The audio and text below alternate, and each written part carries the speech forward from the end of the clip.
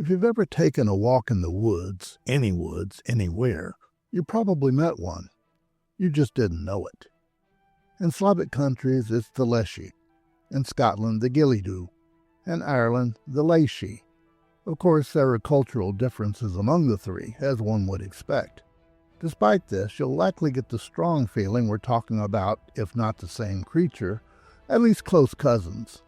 The Leshy is probably the most obscure and contradictory of the bunch, so we'll save that one for last. The Leshy was described as a type of earth devil in Colin de Plancy's Dictionnaire Infernal in 1818. Leshy were supposed to lure humans into their cave and tickle them to death, though it's possible he was confusing them with the Rusalki. Such nonsense was a common way of demonizing early non-Christian gods, because that's closer to what the Leshy is. He is believed to be not a denizen of the forest, but a manifestation of the spirit of the forest. In a real sense, the Leshy is the forest. Naturally, he is both a protector and nurturer of that forest, and woe to the human who got on the forest's bad side. If, for instance, a woodsman cut down a couple of trees for firewood or to build or repair his home, that didn't mean he was in any trouble. True, a Leshy might mourn for a favorite tree, but his primary motivation is the health of the entire forest. A tree or two isn't an issue. If loggers tried to come in and clear the Leshy's woods for profit, that was another matter. The same extended to the natural ecosystem. Too many wolves for the available prey? Maybe the fur trapping would be really good that year. Too many deer? The hunters might have a good season. The Leshy was all about balance. As for the Leshy's appearance, that gets complicated. From the intro, you might suspect he's a bit elusive, and you would be right. De Plancy described him as a satyr-like creature with the legs and horns of a goat. I have no doubt the Leshy could appear in that form if he wanted to, but that's only because he could be literally anything. He could appear as a normal human, or a blade of grass, or a gigantic tree, or a raindrop. You get the idea. He is a shapeshifter without peer. Sometimes, if you did manage to get a glimpse of him, he could appear as a tall figure, somewhat human-looking, with hair and beard made of moss. Is that his true form? Maybe. But if you really want to know what he looks like, just step back and look at the forest itself. If his reputation is correct, you're looking at the Leshy. What made the Leshy so potentially dangerous was, within the forest, he was extremely powerful.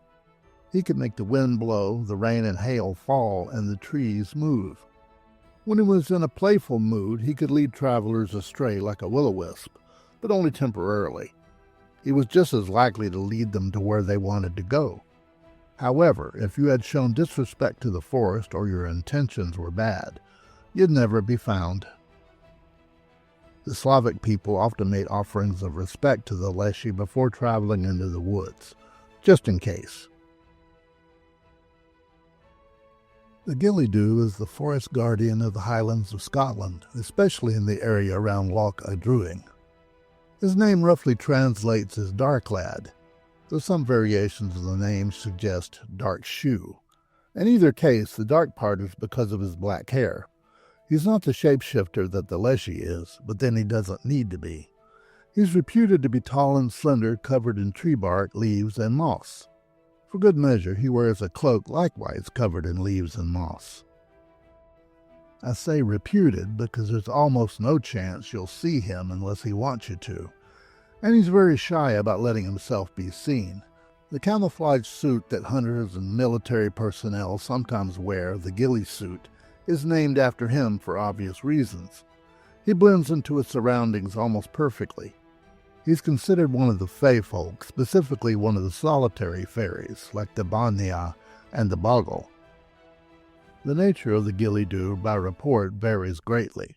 In some areas, he's considered both benevolent and favorably inclined toward humans, especially children. He's known to guide lost children safely out of his forest. There's a famous story of a little girl named Jessie McRae who was lost in the woods. The Ghillie Dhu found her and spoke to her, calmed her, and watched over her all night, which is probably the only time the Ghillie Dhu is believed to have spoken to a human, In the morning, he saw her safely home. Some years later, a group of Mackenzie lairds decided to hunt the Ghillie Dhu. Why? Maybe they were bored. More likely they had been overindulging in some fine Scottish whiskey. Regardless, they took their guns and went looking for him. Of course, they didn't find him. Likely the Ghillie Dhu was also in one of his more benevolent moods because nothing really bad happened to them, at least not as a result of hunting the Ghillie Dhu. That's his gentle side. However, if he considers you a danger to the forest he protects, he is no longer so nice. He might literally crush you in his arms and turn you into compost to grow more trees. Or, because he is a fae, use fairy magic to enslave you for all time, forever working for the forest you threatened. Not that you'll have the option of choosing one or the other. It's all up to the Ghillie Dhu.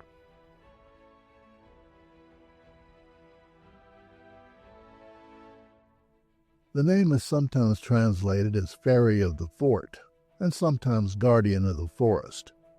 Both translations use a bit of artistic license, since a literal translation of the Irish Gaelic Leshy into English just means of the Fae. I understand the need to embellish because frankly the literal translation isn't very specific. It could mean anyone so long as they are of the Fae. Then there's the sound of the name. It comes very close to the Slavic Leshy. That could be simple coincidence, if one believed in coincidences, that is.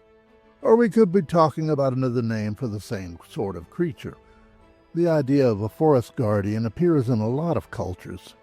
It wouldn't be surprising if there's some cross-pollination going on. One big difference from the forest guardians already discussed is the Leshy is usually described as female, specifically a fairy woman of ethereal beauty with eyes showing an otherworldly glow. Another big difference is, unlike the neutral Leshy or the usually benevolent Ghillie Dhu, the Leshy by some accounts does not like humans at all. It could be that her connection to the natural world emphasizes that humans are a danger, or that simply could be her own experience. Whatever the reason, she doesn't like us one little bit, and yet despite that, there's no tradition of the Leshy directly harming humans. However, like the Slavic Leshy, she's known to deliberately get travelers lost in the woods, either by fairy magic or mimicking the sound of a mockingbird. I don't know how that works, but I'm not in a hurry to find out. It also should be no surprise that sources don't agree on the Leshy's nature. In some accounts, she seems even more similar to the Leshy. She's considered generally benevolent, or at least neutral unless you threaten her forest. She's even fond of children, and a shapeshifter on a near par to the Leshy. She is also believed to have great magical control over the trees, plants, and animals of the forest she protects. As is the case with most members of the Fae across cultures, interpretations and opinions both differ. So anytime you venture into the woodlands, just be careful, because you never know which version of the forest guardian you're going to get.